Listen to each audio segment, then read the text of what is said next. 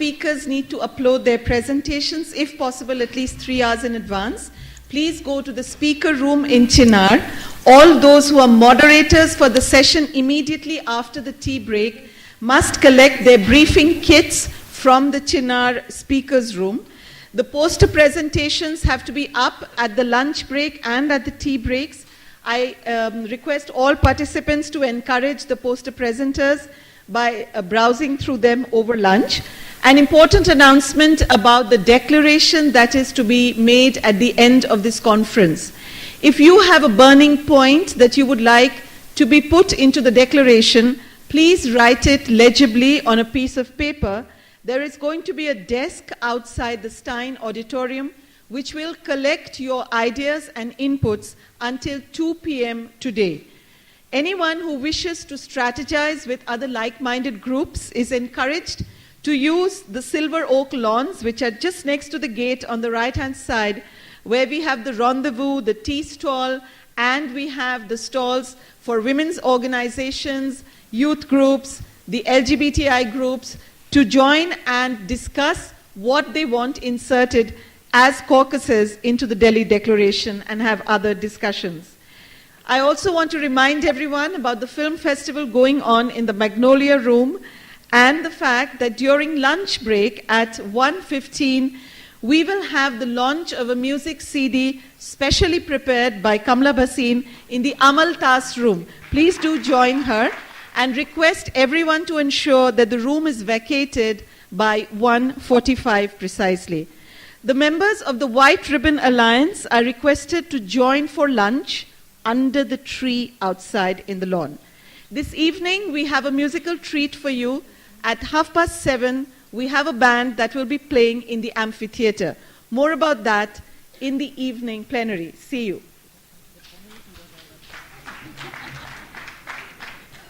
Thank you. Nice to see you. I'm sorry. I was so harassed that the bus wouldn't leave. We were sitting there for 20 minutes. Good morning, friends. We are about to begin. Welcome to the plenary on globalization, gender justice, and social movements. I hope our friends who are busy having cups of tea and some snacks will be with us soon. But let's begin. I am here to introduce the moderator of this session, my dear friend Nandita Shah. She is known as, she is co-director Akshara Resource Center for Women that is established in Bombay for last many years. But her biggest, achievement and the special thing that connects her with this plenary is that her PhD was on impact of globalization on women and work. And she is active member of International Council and also India Organizing Committee, who organized the wonderful World Social Forum in Bombay. We were together in that. So that connects Nandita with this plenary. So Nandita, I hand over to you.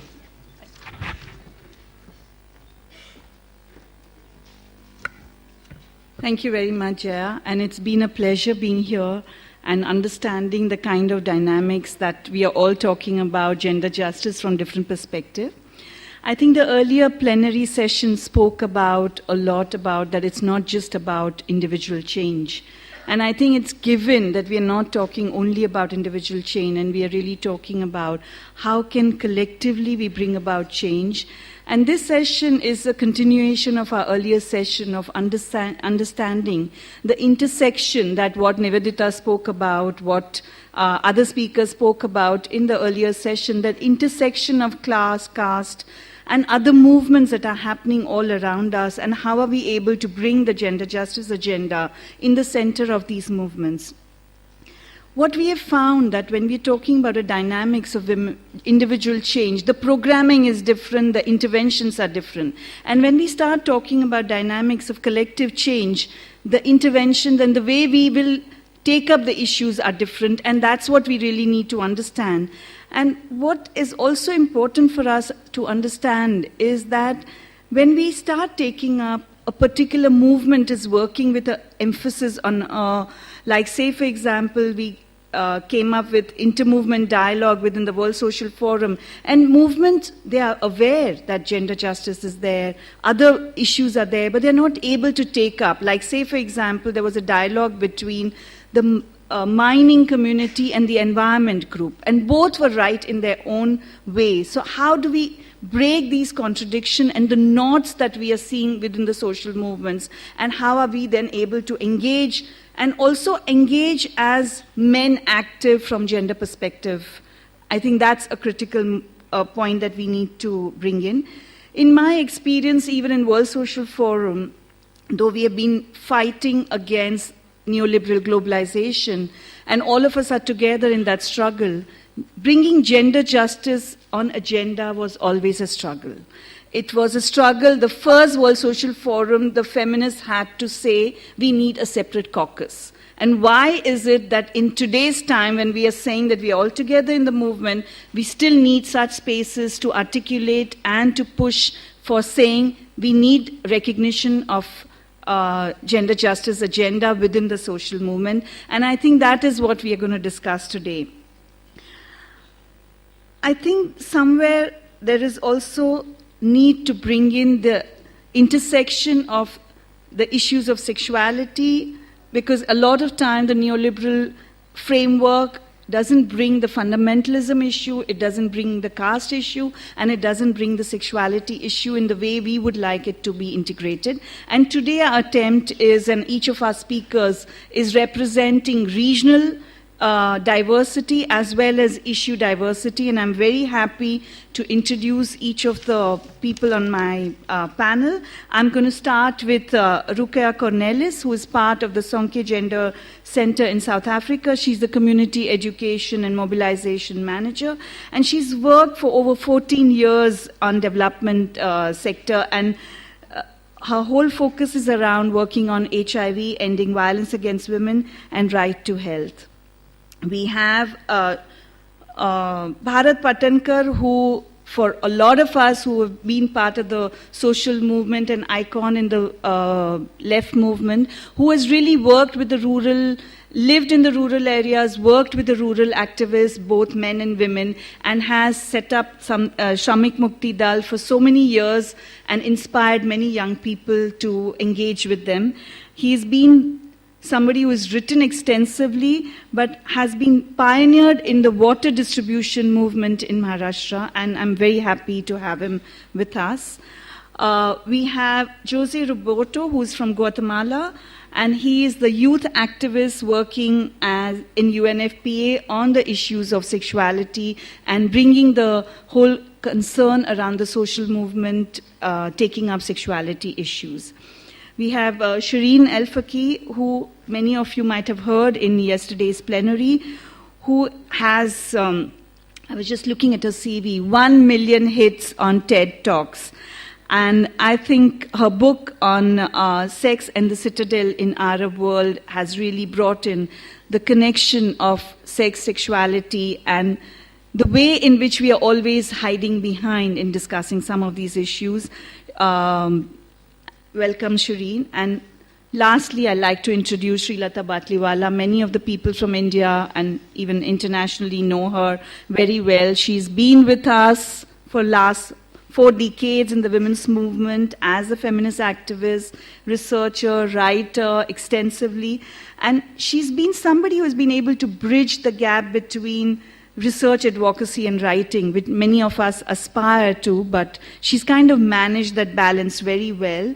And recently her book, which has been fantastic in redefining what we mean by empowerment, is Engaging Empowerment, an Intellectual and Experiential Journey. And I would recommend that all of you look for it because it's published by Women Unlimited in India. So most welcome, all of you. And I'm going to now start with Rukia Cornelis and welcome her to the stage.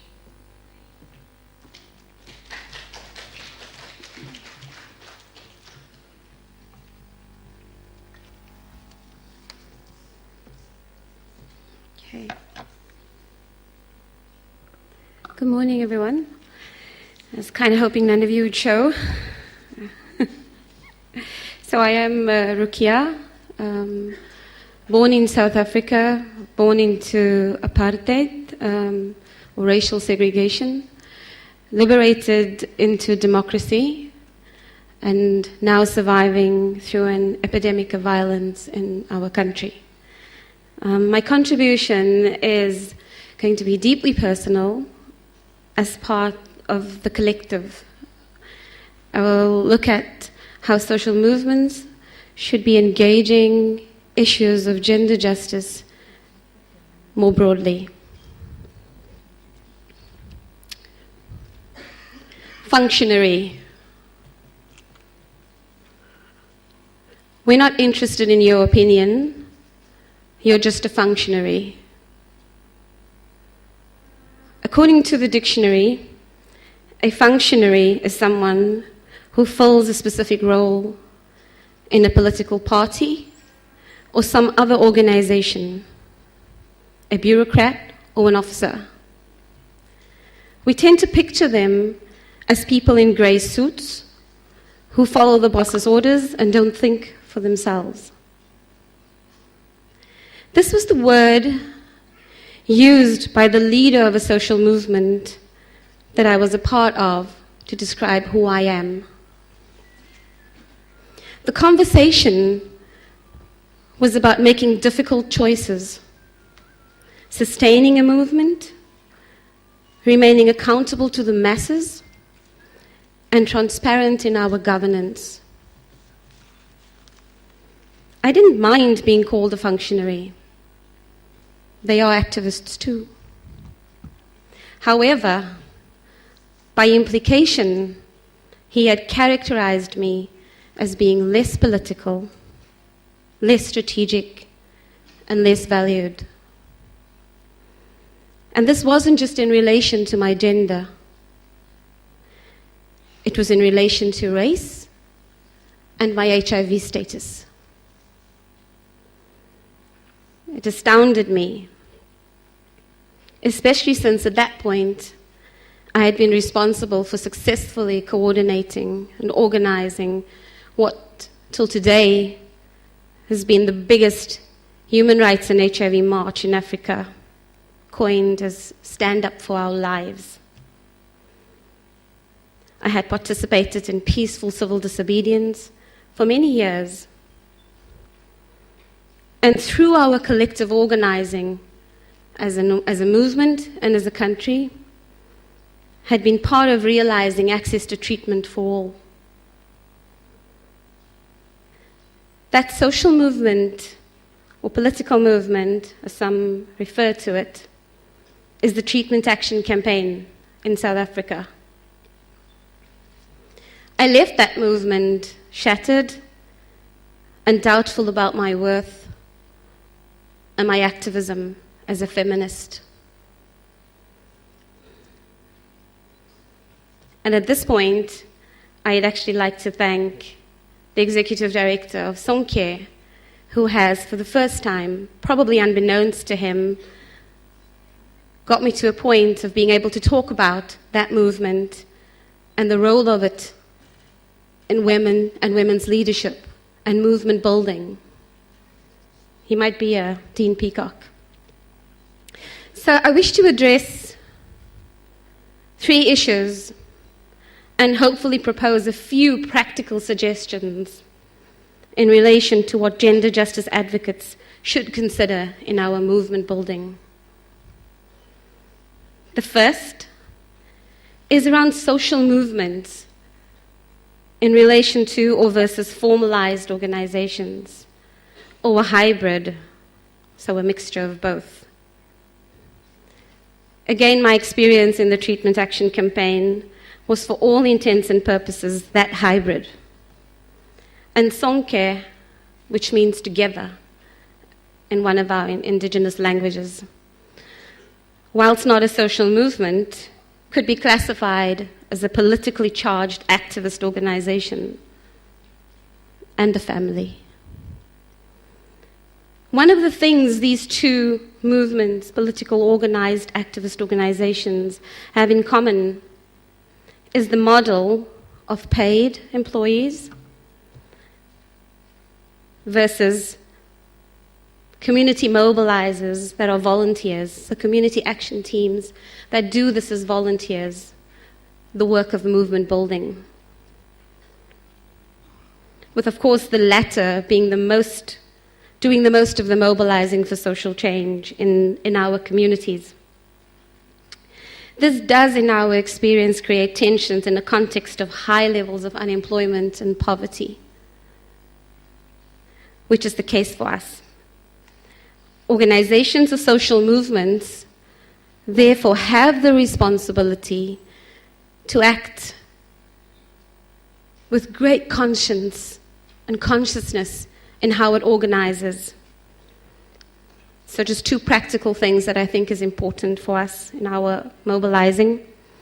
We need to invest in the volunteers or the community action teams or mobilizers.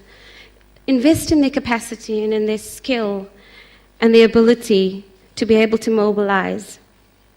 Invest in opportunities that are catalysts for gender justice, that are catalysts for employment creation. Secondly, recognize and respect each person's role as important. Guard against arrogance and notions of grandeur in how you mobilize. The second thing I think is important is having the courage to care for yourself and to care for others. I'm struck at this conference that there isn't one single session that I know of that speaks of care and well-being in the context of gender, in the context of masculinities. Maybe at the next symposium. In the treatment action campaign, we had this mantra, 600 people are dying a day. What right do you have to rest? What right do you have to care and prioritize your own well-being? So we didn't take the time. We didn't take the time to rest, and we didn't take the time to mourn the loss of so many activists in our movement. So caring for oneself is deeply political, in spite of what others say. It is not a luxury, it is a necessity, and it shouldn't be viewed differently for women than it is for men. So two practical suggestions. We need to learn how to balance movement building with spending time with ourselves, with our family, our friends. Allow yourself the time to breathe and take in the beauty around you. Celebrate yourself. Activism and contributions to a better world takes many, many forms, not just the formal or the work activism. The second thing around care and self-care is something that we're actively trying to do in Sonke, is training ourselves and community mobilizers on trauma support, how to deflect trauma, the trauma experienced personally from violence or working in the context of violence, and balancing that with what it means to work around the social and structural drivers that we face. And then the third and last thing that I'd like to share in the minute that I have left is building and sustaining a gender-just movement. In the context of a global financial crisis and the austerity measures that we all feel in our movements and our organizations, and the need to secure funding to sustain ourselves, there are three things I think is important for us to consider and do. Shared care work. We spoke of it. If some of you were at the Absent Fathers and engaged parenting sessions, it's important. Ensure full participation of both men and women and recognize the maternal and reproductive health needs of women, of both. Insist on engaged parenting and lead by example. We need to advocate for our governments. This is what we're doing in South Africa. My time's up. Please allow me 30 more seconds. We need to advocate for strategies around ending violence in our communities, multi-sectoral strategies. We're advocating for a gender-based violence national strategic plan in South Africa that's fully costed. We ask you to, at the Sonke booth, sign on to our petition to make sure we get that we do for gender-based violence what we were able to do for HIV as a global movement. And then the last thing, and I'm going to close with a saying because I think this is appropriate, by Rumi. Out beyond ideas of wrongdoing and right doing, there's a field. I'll meet you there. When the soul lies down in that grass, the world is too full to talk about. Ideas, language, even the phrase each other doesn't make any sense. Comrades, amandla.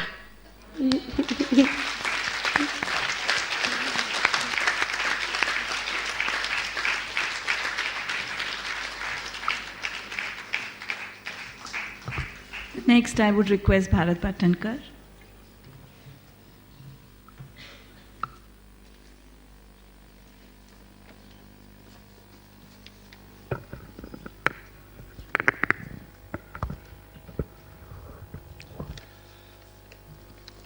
Before I present a long story of the women's movement and engagement of men in that, I preface it with some mention of some things, some heritage.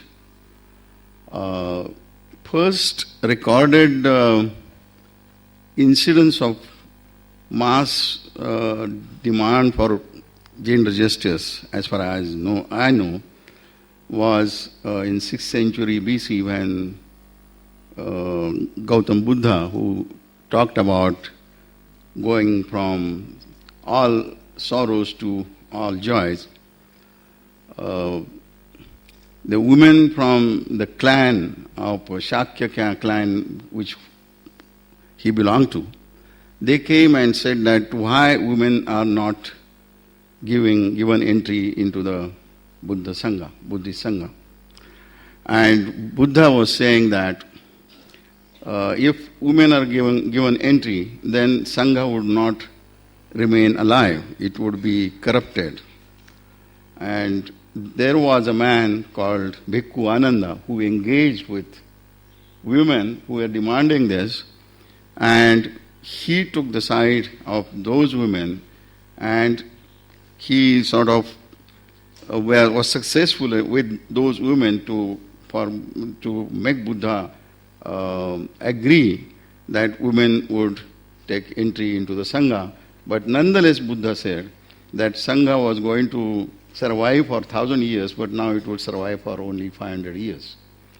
So this is the first instance of collective demand for gender justice in India, in South Asia, and it was first incidence of man engaging, or some, I don't know whether men were there or not, maybe unnoticed in that kind of a thing. Second was Mahatma Phule, who, along with his colleagues, was a man who engaged in bringing forward women's movement in this country first time, the question of women's rights, and his disciples went ahead of him, particularly Tarabai Shinde, who was more militant even than Phule. Though her writing is small, not very much big writing, many words are not there, but she is very much going ahead of him. And third was Dr. Baba Ambedkar, who was known for different things, the making of the Constitution of India, etc. But his revolutionary character of engaging as a man into the creating basis for assertion of women in terms of their gender justice should be noted. So this movement, which doesn't have and didn't have any outside funding, didn't have any subscription of their own, didn't have their office, but had a big movement, which I'm going to present within short time, is taking place now in impulse globalization scenario.